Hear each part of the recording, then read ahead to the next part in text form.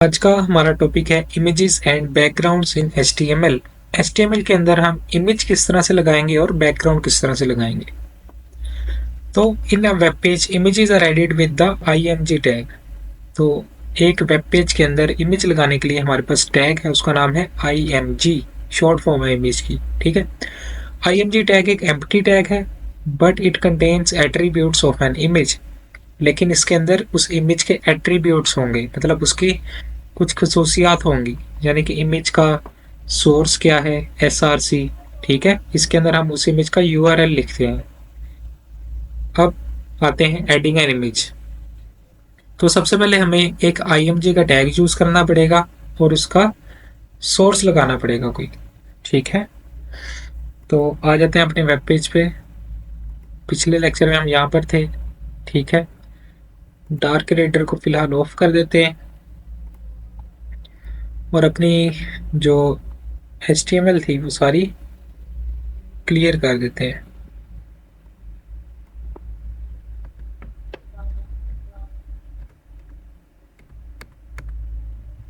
एक हेडिंग लिख लेंगे, images and backgrounds in HTML। ठीक है, तो ये हमारे पास हेडिंग आ गई है। अब हम स्टार्ट करते हैं अपनी इमेज यूज करना। ठीक है, इमेज के लिए हमारे पास जो टैग है वो है img। हम लिखेंगे एक मिनट, कैप्स लॉक ऑफ करते हैं, img। अब इसके अंदर हमारे पास दो एट्रीब्यूट्स हैं। ठीक है, इसके अलावा भी हो सकते हैं। सबसे जो मेन एट्रीब्यूट है वो है सोर्स, src। इसके अंदर आपने उस इमेज का एड्रेस लिखना है, URL लिखना है। ठीक है, लिंक पेस्ट करना है यहाँ पे। तो इमेज मेरे पास है, फर्ज करें डोरेमोन की है, तो मैंने यहाँ पर उसका URL लिख दिया ये। ठीक है, डबल कोट्स के अंदर। तो वेब पेज पर चलते हैं, तो हमारे पास ये एक इमेज आ गई है। ठीक है, डोरेमोन की। तो इमेज ऐड हमने कर ली। अब इसके कुछ एट्रीब्यूट्स और भी हैं, विड्थ, हाइट, आपने इमेज कितनी चौड़ी रखनी है, कितनी लंबी रखनी है। ठीक है, इमेज के बाहर बॉर्डर देना है या नहीं, बॉर्डर का एट्रीब्यूट। ठीक हो गया। और आल्ट का एक एट्रीब्यूट है, ये सारे यूज़ करते हैं। तो यहाँ पर देखें, img का टैग था वो हमने लगा दिया, src के एट्रीब्यूट में लिंक था वो भी हमने दे दिया, URL दे दिया। अब एक एट्रीब्यूट है बॉर्डर 2, ये देकर देखते हैं। यहाँ पर आते हैं, यहाँ पर लिखते हैं बॉर्डर इक्वल टू 2। चल के देखते हैं, इमेज के बाहर बॉर्डर आ गया एक। ठीक है, ये नज़र आ रहा है।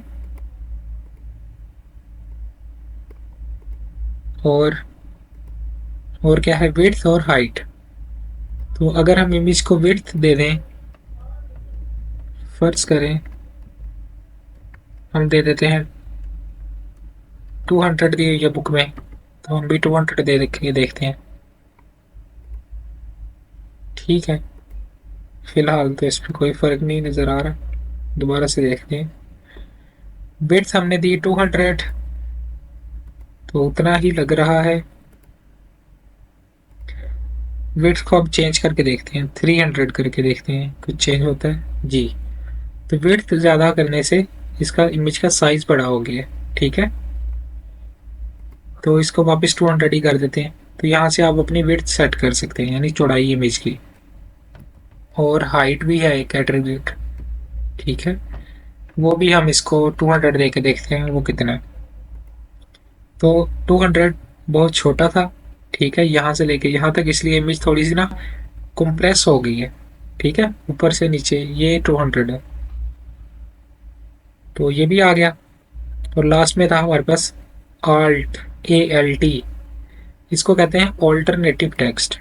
इसका काम क्या होता है कि अगर हमारी इमेज शो ना हो तो वो टेक्स्ट लिखा हुआ आएगा, जिससे देखने वाले को पता लग जाएगा कि यहाँ पर किस चीज़ की इमेज थी। ठीक है, ये मैंने आल्ट का टैग लिख दिया है, जिसके अंदर मैंने लिख दिया डोरेमोन की पिक। फिलहाल क्योंकि इमेज हमारी चल रही है इसलिए कुछ शो नहीं हो रहा। अगर हमारी इमेज के एड्रेस के अंदर कुछ खराबी हो तो क्या होना चाहिए? ठीक है, कुछ खराब करके देखते हैं इसमें। यहाँ पर जाते हैं, इसका वो हटा देते हैं।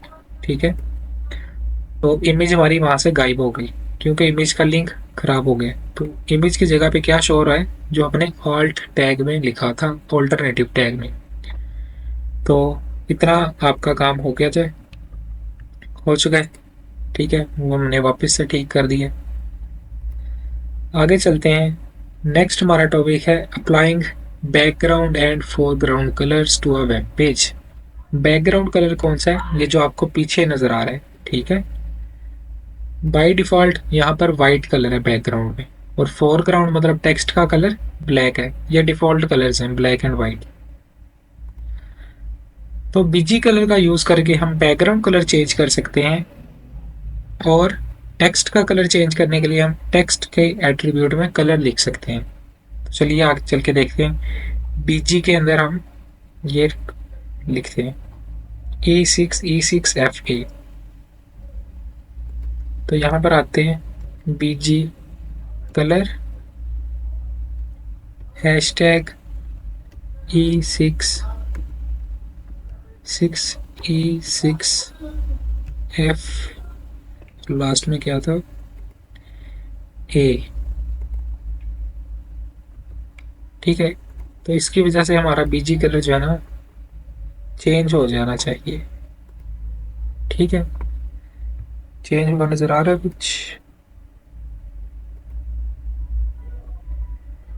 हैशटैग E6 FA, तो लग तो नजर तो कुछ ज्यादा नहीं आ रहा, कुछ और करके देखते हैं। ब्लू लिख के देखते हैं क्या है हमारा बैकग्राउंड कलर। ब्लू होता है, हाँ जी, और है। ठीक है, तो ये बैकग्राउंड कलर जो था ना पेज का वो चेंज हो गया बीजी कलर की वजह से। और ये जो लिखा हुआ टेक्स्ट है उसका अगर हमने कलर चेंज करना है तो टेक्स्ट का एट्रीब्यूट यूज करेंगे, और इसके अंदर हमने वैल्यू लिखनी है डबल कोट्स के अंदर। ठीक है, इसी में आएंगे और लिखेंगे टेक्स्ट, और कलर हम दे देते हैं रेड। तो जो हमारा टेक्स्ट था वो सब कुछ रेड रेड हो गया। तो हमारा ये वाला टॉपिक भी हो गया कि बैकग्राउंड किस तरह से लगाना है, और फोरग्राउंड। बैकग्राउंड के लिए बीजी कलर का एट्रीब्यूट है, और टेक्स्ट कलर के लिए टेक्स्ट का एट्रीब्यूट। आगे चलते हैं। अब हमने इमेज को एज अ बैकग्राउंड लगाना है। Assign background image to a web page, कि जो इमेज है वो बैकग्राउंड में आनी चाहिए। जिस तरह बैकग्राउंड में कलर आ रहा है ना, ये ब्लू, इसकी जगह पे कोई इमेज हम लगाना चाहते हैं। तो चलिए, उसके लिए क्या है, एक एट्रीब्यूट है बैकग्राउंड। ठीक है, बॉडी के टैग के अंदर हम बैकग्राउंड का एट्रीब्यूट यूज करेंगे, और उसके अंदर लिंक लगाएंगे, यूआरएल पेस्ट करेंगे उस इमेज का। ठीक है, तो मीनार पाकिस्तान की पिक्चर है, तो मीनार पाकिस्तान की पिक्चर मेरे पास है यहाँ पर। कहाँ पर गई? ये है। तो इसको यहाँ से मैं कॉपी करता हूँ, अपने HTML वाले फोल्डर के अंदर ले आते हैं। ठीक है, इसमें पहले से 2 पिक्चर्स हैं, एक और आ गई मीनार पाकिस्तान। तो चलिए यहाँ पर आते हैं। ये पुराना वाला जो कोड है इसको थोड़ा सा अपनी असली हालत में ले आते हैं, इसको कमेंट कर देते हैं। तो अब कुछ पेज इस तरह से है, बिल्कुल साफ। करना हमने क्या है, यहाँ पर आना है, एक एट्रीब्यूट है बैकग्राउंड। ठीक है, इसके अंदर हमने उस इमेज का नाम पेस्ट कर देना है, ये मीनार पाकिस्तान .jpg जो मैंने डाउनलोड की थी। चलिए चल के देखते हैं। ये देखें, तो हमारे पास पूरे पेज पर मीनार पाकिस्तान पाकिस्तान हो चुका है। और जो टेक्स्ट था वो ब्लैक कलर में आता है बाय डिफॉल्ट, इस वजह से वो ज़रा सही तरह से शो नहीं हो रहा। ठीक है, तो ये वाला टैग भी हमारा कंप्लीट हो गया। तो आज हमने क्या क्या किया, आज हमने सीखा कि HTML के अंदर इमेज किस तरह से लगाते हैं IMG के टैग के ज़रिए, उसका सोर्स एट्रीब्यूट होता है, और भी बहुत सारे एट्रीब्यूट्स होते हैं। सोर्स के अंदर हम यूआरएल पेस्ट करते हैं और अल्टरनेटिव टैग के अंदर हम एट्रीब्यूट के अंदर हम वो टेक्स्ट लिखेंगे अगर इमेज शो ना हो तो क्या लिखा हुआ है। फिर हमने देखा कि फोरग्राउंड और बैकग्राउंड कलर किस तरह से लगाते हैं। बीजी कलर से बैकग्राउंड और फोरग्राउंड के लिए टेक्स्ट के अंदर कलर देंगे। लास्ट था हमारे पास बैकग्राउंड इमेज किस तरह से लगाएंगे। बैकग्राउंड का एट्रीब्यूट देंगे और उसके अंदर इमेज का जो सोर्स है वो देंगे। ठीक है, सोर्स कह ले, लिंक कह ले या यूआरएल कह ले। तो ये इमेज हमारे पास आ गई, ये हमारी हेडिंग थी जो हमने लिखी हुई थी। तो आज के लिए इतना ही। That's it for today. Thanks for watching.